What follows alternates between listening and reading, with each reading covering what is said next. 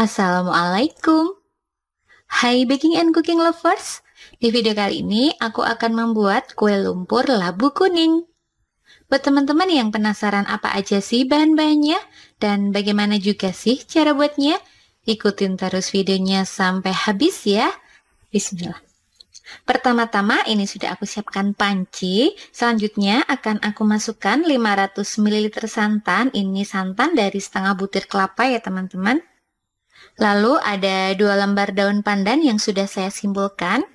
Dan bisa kita nyalakan kompornya di api sedang aja. Selanjutnya kita masak santannya sambil terus diaduk-aduk seperti ini supaya santannya tidak pecah.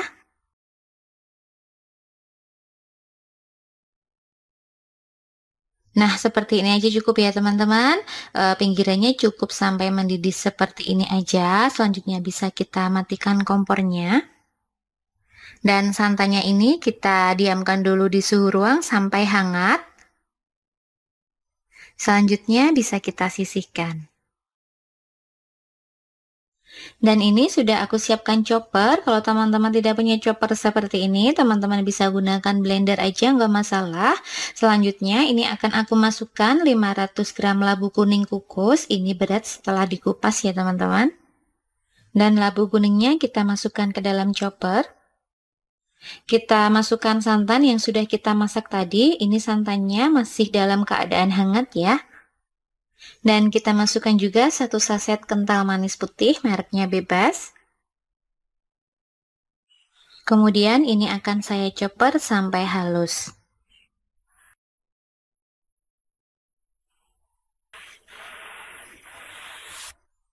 Setelah sudah halus seperti ini, kemudian saya matikan choppernya dan jusnya akan saya sisihkan. Oke, kita beralih ke bahan kering. Ini sudah aku siapkan baskom bersih. Selanjutnya akan aku masukkan 250 gram terigu. Saya menggunakan terigu segitiga biru. 200 gram gula pasir. 1/4 sendok teh garam. Dan 1 saset vanili bubuk. Selanjutnya, adonan keringnya akan saya campur sampai tercampur rata menggunakan whisker. Nah, setelah adonan kering sudah tercampur rata seperti ini, selanjutnya akan aku masukkan jus labu kuning tadi. Kita masukkan secara bertahap aja sambil kita aduk-aduk seperti ini. Kita aduk sampai rata dan tidak ada adonan yang bergerindil.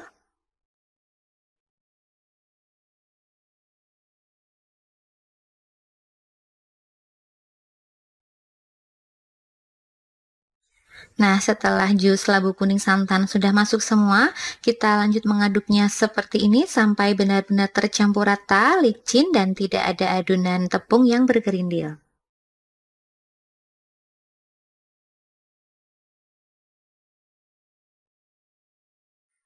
Nah, seperti ini cukup ya teman-teman. Selanjutnya akan saya masukkan 2 butir telur yang sudah saya kocok lepas. Kita aduk kembali sampai benar-benar tercampur rata. Nah, setelah sudah tercampur rata seperti ini, selanjutnya akan aku masukkan juga 100 gram margarin yang sudah saya cairkan. Untuk mencairkan margarin tidak usah sampai mendidih ya teman-teman, cukup sampai mencair saja. Dan kita lanjut mengaduknya sampai benar-benar tercampur rata.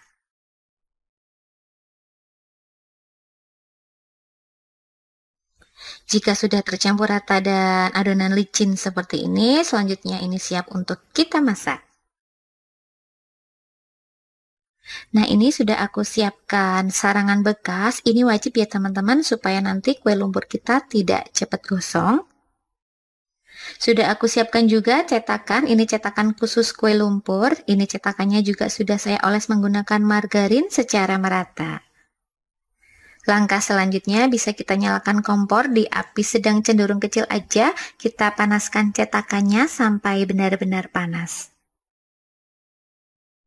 Nah, ini cetakannya sudah benar-benar panas ya teman-teman. Selanjutnya bisa kita tuang adonannya. Kita tuang sampai penuh pas di garisnya ya teman-teman. Dan ini adonannya saya masukkan ke dalam gelas takar supaya lebih mudah untuk kita tuang di cetakan seperti ini.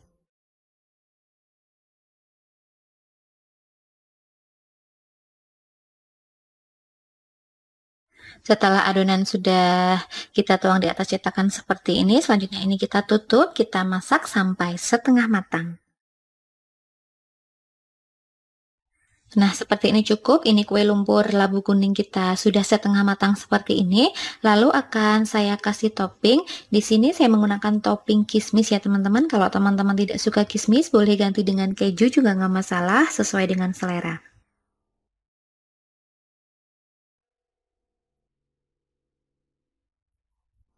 Nah, setelah kita kasih topping kismis, selanjutnya ini kita tutup kembali, kita masak sampai matang. Sepertinya kue lumpur labu kuning kita sudah matang, kita bisa buka. Ciri-ciri kue lumpur yang sudah matang itu jika kita pegang atasnya, dia sudah set, sudah tidak menempel dan tidak lengket. Lalu bisa kita matikan kompornya dan kue lumpur labu kuning bisa kita angkat. Tuh lihat teman-teman, cantik banget kan hasilnya? Kue lumpur labu kuning kita itu mulus. Nah, untuk satu resep kue lumpur labu kuning ini menghasilkan 26 biji. Selain dari kentang, labu kuning juga bisa digunakan untuk kue lumpur ya teman-teman. Ini tuh rasanya juga nggak kalah enaknya dari kue lumpur kentang. Pokoknya teman-teman wajib cobain resep ini. Alhamdulillah, kue lumpur labu kuning kita sudah jadi, sudah matang. Kue lumpur labu kuning kita tuh cantik banget ya teman-teman. Ini warnanya tuh asli dari labu kuningnya tanpa pewarna sama sekali. Tuh lihat teman-teman, matangnya merata ya, bawahnya juga tidak gosong seperti ini. Yuk mari kita icip bagaimana rasanya. Bismillahirrahmanirrahim. Sumpah ini tuh enak banget teman-teman. Dia itu lembut, kemudian lumer di mulut dan rasanya tuh manis, gurih, serta wangi labu kuningnya itu nyengat banget ya teman-teman. Pokoknya teman-teman wajib cobain resep ini. Pokoknya dijamin keluarga pasti suka. Jika teman-teman membuat kue lumpur labu kuning untuk dijadikan isian snack box, bisa teman-teman masukkan ke dalam mika kotak seperti ini, lalu kita rekatkan menggunakan solasi. Sekian dulu video dari saya. Terima kasih sudah menonton video ini sampai selesai. Semoga bermanfaat buat kalian. Dan sampai ketemu lagi di video selanjutnya. Salam kuliner, salam sedap, dan salam matahari. Masak tanpa harus ribet. Wassalamualaikum warahmatullahi wabarakatuh. Bye-bye.